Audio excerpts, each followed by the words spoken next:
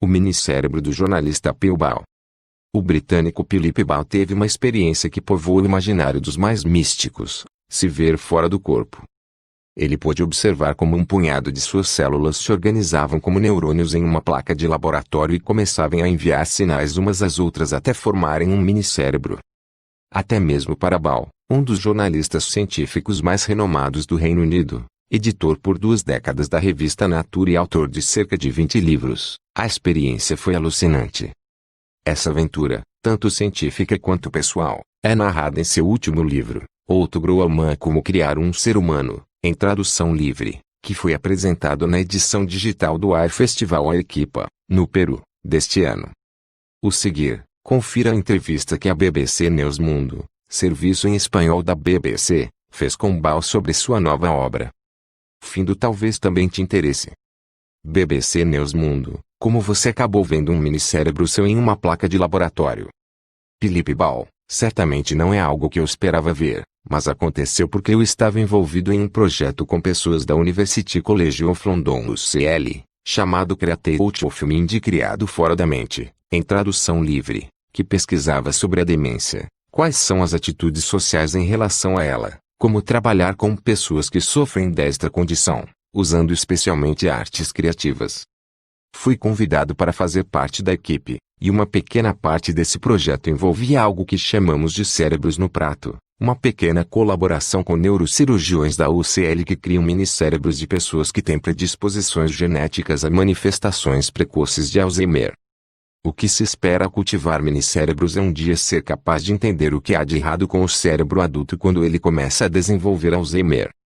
Achamos que seria interessante registrar como eu e outra pessoa envolvida no projeto, um artista chamado Charlie Murphy, reagiríamos ao ver um segundo cérebro nosso sendo criado em uma placa. Nós 2 fizemos isso, o que significa que um pedaço do nosso braço, uma biópsia de pele, na verdade, foi tirado e cultivado como células-tronco em laboratório. E, a partir das células-tronco, foi possível fazê-las crescer como neurônios, que se organizaram por si só no que chamamos de minicérebro ou organoide cerebral. Ball é um dos jornalistas científicos mais renomados do Reino Unido. É pequeno, um tecido do tamanho de uma lentilha, mas começa a adquirir as características de um cérebro. As células começam a se organizar da mesma maneira que fazem no cérebro de um embrião em desenvolvimento. Demorou cerca de 6 meses para que as células da pele que foram coletadas do meu braço se transformassem em um organoide cerebral. BBC News Mundo, fascinante. Toda a primeira parte do seu livro é uma jornada sobre como os cientistas tentaram entender as células e manipulá-las.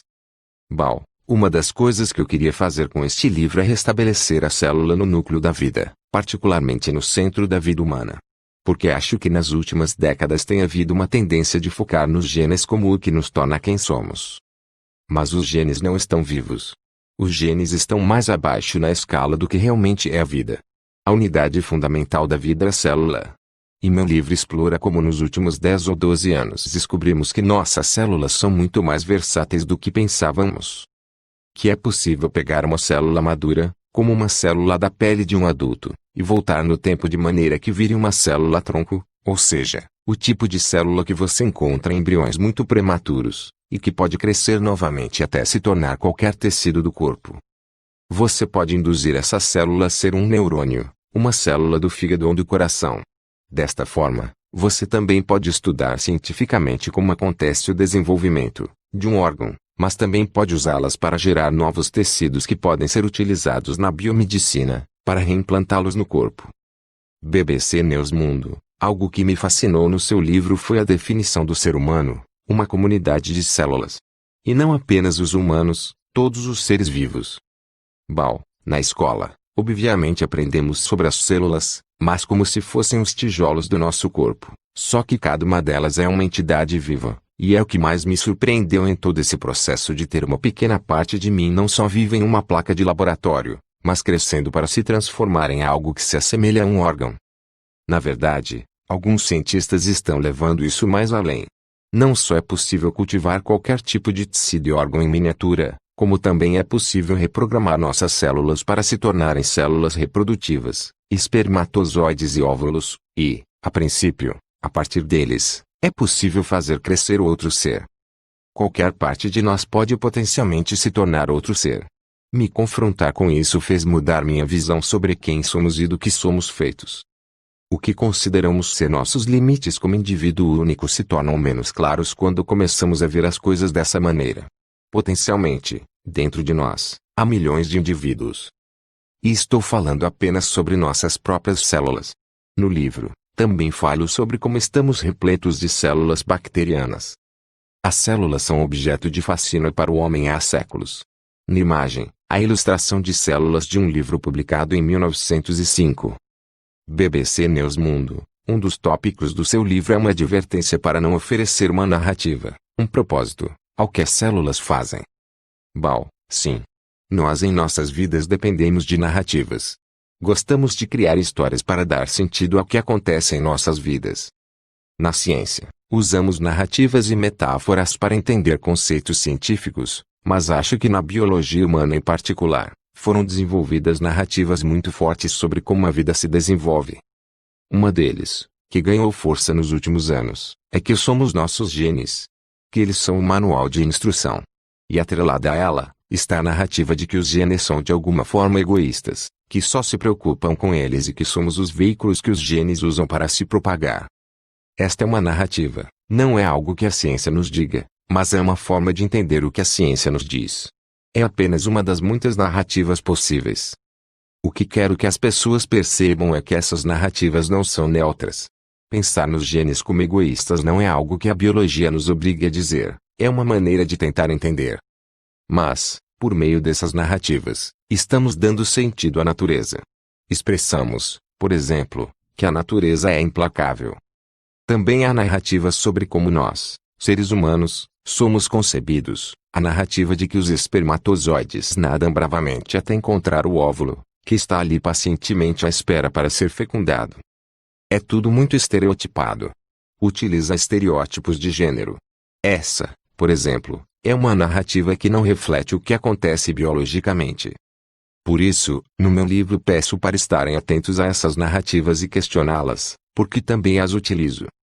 BBC News Mundo, outra parte do seu livro, e que fornece alguns exemplos extraordinários, é como essas narrativas também são marcadas pelos acontecimentos da época. Acho que isso é algo extremamente importante em toda a ciência. E é algo que esquecemos. Acreditamos que a ciência é algo puramente objetivo e livre de influências sociais e políticas. Acho que qualquer historiador de ciências sabe que isso não é verdade. Quando pesquisei sobre o desenvolvimento da teoria celular e dos germes no século XIX, vi que isso aconteceu em um contexto altamente politizado. Rudolf Virchow, o cientista alemão que desenvolveu muitas dessas teorias, que entendeu que os organismos se desenvolviam a partir de células que se multiplicavam, era político, e para ele tudo isso era uma metáfora de como a sociedade funcionava, que estamos conectados e somos responsáveis pelos outros. Em seu livro, Ball narra a aventura científica e pessoal de ver seu minicérebro crescer. Quando começou a se teorizar sobre os germes, principalmente por meio do trabalho de Louis Pasteur e Robert Costraço, também havia um aspecto político, pois antes se acreditava que as doenças chegavam pelo ar ou por miasmas de um lugar específico. Os germes se tornaram um inimigo invisível e podiam ser transmitidos por outros indivíduos. Então, outras pessoas se tornaram um problema, especialmente aquelas que vinham de fora da sua comunidade. Essa era a conotação. E é incrível como essas crenças continuam aparecendo. Vimos como a Covid-19 foi usada por razões políticas. Essa ideia de que se fecharmos nossas fronteiras, manteremos os estrangeiros com suas doenças do lado de fora. BBC News Mundo, voltando à parte científica, outra parte do seu livro é sobre como cultivar células fora do corpo humano, e depois você fala, como já mencionou, da possibilidade extraordinária de reprogramar uma célula, algo que foi feito por um professor japonês. Acho que é um dos marcos científicos mais extraordinários da última metade do século, pelo menos desde a descoberta do DNA nos anos 1950. Foi um feito do biólogo japonês Shinya Yamanaka, que ganhou o prêmio Nobel por isso. Antes de suas descobertas em 2005-06, a ideia geral era que nossas células começavam como células-tronco no embrião e gradualmente se especializavam em células renais ou hepáticas. Yamanaka mostrou que era possível reverter essa especialização e de uma forma surpreendentemente fácil. Células maduras podem ser reprogramadas adicionando-se apenas 4 genes a elas, usando um vírus, inativado, como veículo. Esses genes convencem essas células de que não são de pele, digamos, mas sim que são novamente células-tronco. E podem então ser reprogramadas em qualquer outro tipo de tecido.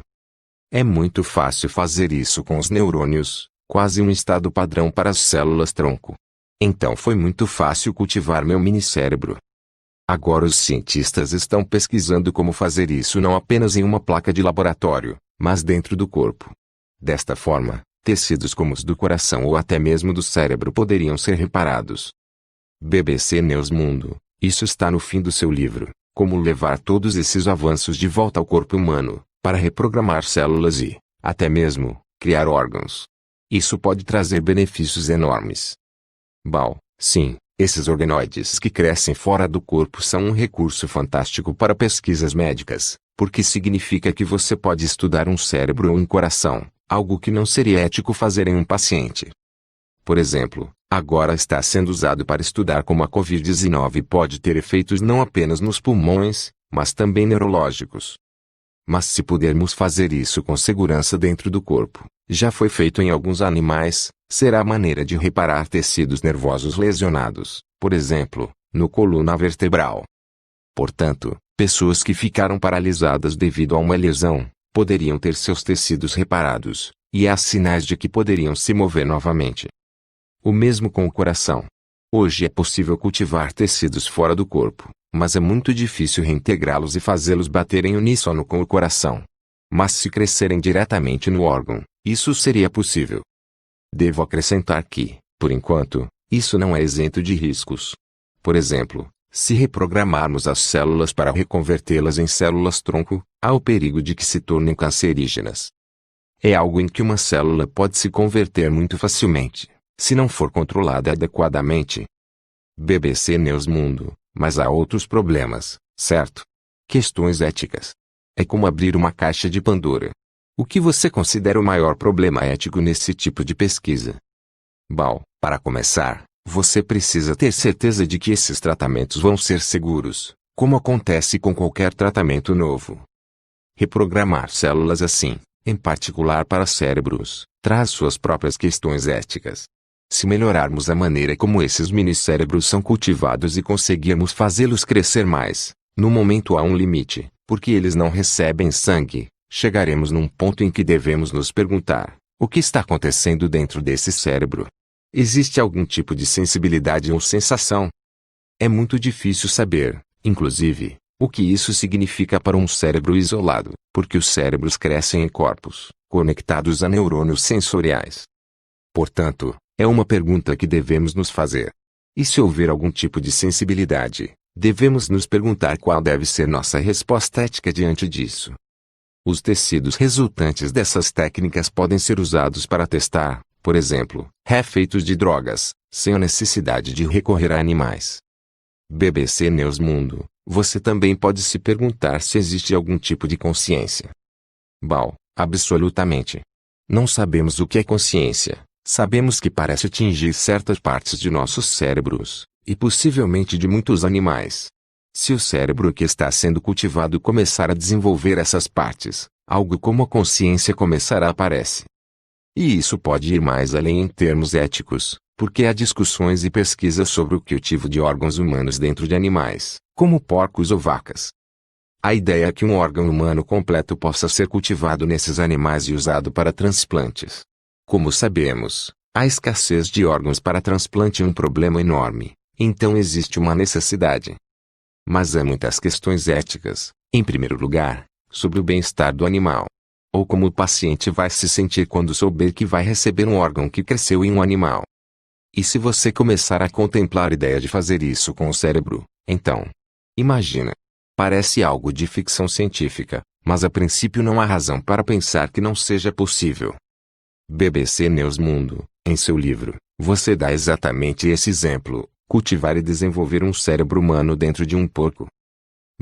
Alguns anos atrás, eu estava em uma conferência sobre a ética da criação de organoides cerebrais, E fiquei surpreso ao ouvir que alguns dos melhores especialistas neste campo falam como se não houvesse razão para que isso não fosse possível. Ninguém está pensando em fazer isso, não há uma boa razão para fazer isso, mas o fato de que é possível fazer, é alucinante. E nos dá a responsabilidade de pensar sobre tudo o que isso significaria ao nível ético. BBC News Mundo, você também escreveu sobre como tudo isso desafia até mesmo nossa noção de identidade. E o que você sentiu quando viu seu minicérebro na placa? Bom, sim, é difícil imaginar um desafio maior ao nosso senso de identidade do que ver uma parte sua crescendo para se converter em algo, uma entidade biológica. Não é um organismo, mas tampouco é apenas uma massa de células.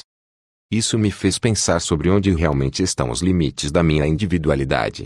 Se considerarmos a possibilidade de cultivar espermatozoides e óvulos dessa forma.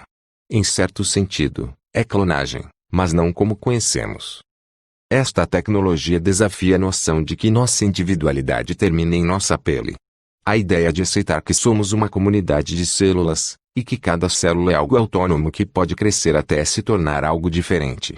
Isso também desafia nossa noção do que é um indivíduo. Na verdade, a biologia não tem uma boa definição do que é um indivíduo. Certamente não é definido em termos genéticos porque nossos corpos dependem de uma infinidade de micro-organismos que não são humanos, como as bactérias em nossos intestinos, sem os quais não duraríamos muito. Bom, sim, porque no final os pesquisadores precisaram de fatias dele para fazer imagens. Então ele está morto. Eu me perguntava, o que vou sentir por ele? Que é meu. Vou me sentir responsável por ele? E eu não senti exatamente isso. A verdade é que não senti nenhum tipo de apreensão por permitir que ele fosse morto, se é que se pode dizer isso, mas tampouco senti como se tivessem cortado uma unha minha. Foi claramente mais do que isso.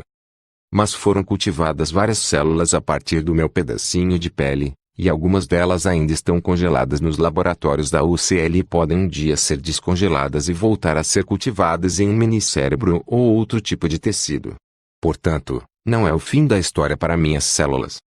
Esta entrevista faz parte da edição digital do iFestival Arequipa 2020, encontro de escritores e pensadores realizado de 28 de outubro a 8 de novembro na cidade peruana. Eu espero que você gostou do vídeo. Deixe seu like e se inscreva-se ao nosso canal e ativar o sininho das notificações. Tchau.